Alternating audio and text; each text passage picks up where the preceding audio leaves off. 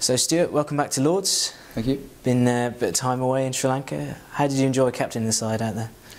Yeah, it was a massive learning curve for me. I mean, it was nice to have like a 4-week period where I could captain the side. Obviously before it was 1 or 2 days here and there. So you learn a lot about the players who are with you, and you learn a lot about your captaincy sort of style and stuff. So it was really fun. I mean, we probably didn't do as well as we wanted to, but I think that shows the fine lines in 2020 cricket. I mean, you look at New Zealand, they didn't win a game in the Super 8s, but could have won 2 by 1 ball. So your margins are so small, and you have to really get certain things exactly right, and we didn't quite manage to do that. But we had young guys there, 22, 23, will be 25, 26 when the next World Cup comes around.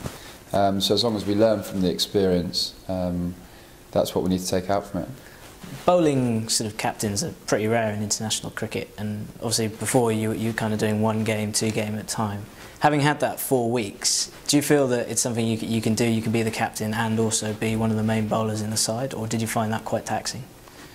Yeah, I mean, you just have to sort of separate your jobs. I mean, I work closely with Owen Morgan, so when I was bowling, he was very much looking at how the field was, etc. So I didn't find it a major problem. You've obviously got to try and keep your cool as much as you can, because the bowling obviously gets you quite fired up, but it's really good. I mean, it's 3.5 hours of hard work and you're sort of everywhere, but there's a really good sense of achievement when you do manage to win a game.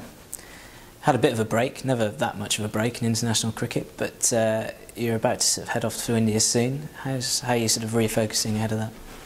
Yeah, I mean, we're quite fortunate that we've got a month before the first Test match, so we can really prepare ourselves and get used to conditions, because I think when we went to the UAE it was maybe a thought that we were caught cold a little bit after a bit of a break. So yeah, we've got a month to get ourselves right, which has been really important, to use these last 2 weeks as a bit of a physical break leading into now what is pretty much 18 months solid cricket. You've sort of almost mimicked the Ashes preparation from 2010-11 for this series in India. I mean, does that sort of illustrate how important you're treating this series? Yeah, I mean, I don't think England have won there in India for longer than the Australia trip. So it proves the challenge we've got ahead of us. We know it's going to be tough. We know we need to get used to conditions quickly, and each individual player has to find their own way of dealing with the spin, with the heat, how are you going to get wickets, how are you going to not go for runs, and the more warm-up games you can have there, the quicker you'll be able to adapt to the actual Test matches. And that experience in the UAE, I mean, I know it didn't go too well in terms of results, but as a bowling unit you must have been pretty pleased with the way things went. Yeah, I think it proved to the team and to the bowling unit that we can take 20 wickets anywhere in the world, and we did it with a different style. We played 2 seamers and 2 spinners, and you have to be able to adapt and change, but we were threatening on those wickets, and we did really well out there. So we know if we can really put runs on the board, we'll stand a good chance in this Test match series. We won't go too deep into the sort of Kevin situation, but I mean, there must be a desire among the squad now just to get back playing Test cricket and to get on with things and to sort of turn the news a different way, if anything. Yeah, of course. I mean, as a cricketer, you just want the headlines to be about you playing good cricket. So as a team, we're looking forward to getting on that flight and putting in some good performances, because we've obviously lost our #1 status, and we're hungry to get that back. And we've got a bit of a new start with a new captain, and I think the guys are really looking forward to sort of gelling and getting our cricket back on track. How is everyone looking forward to playing under Alistair? I mean, I guess they've had experience in one-day cricket.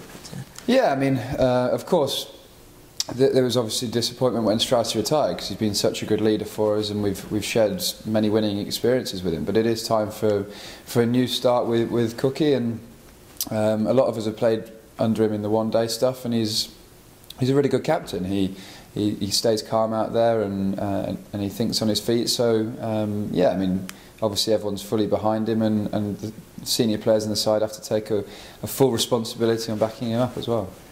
You've got a new book out. I don't know if you want to give it a flash in the camera. Just talk us through the sort of thoughts behind that.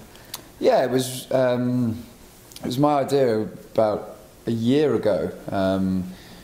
to put a book. I mean, I was very fortunate in my youth that I grew up around cricket, my dad being an international cricketer, and I had different experiences that fueled my enthusiasm for the game. And I wanted to get a book together that a league cricketer could pick up and learn different techniques and what I do and what works for them, to put into practice on a Saturday, but B, for kids to pick up and fuel their enthusiasm on cricket. And I'm really proud of how it's come out, and as I say, you can learn little technical or mental tips, but also it's how we operate as a team and different stories like that. So it's really good.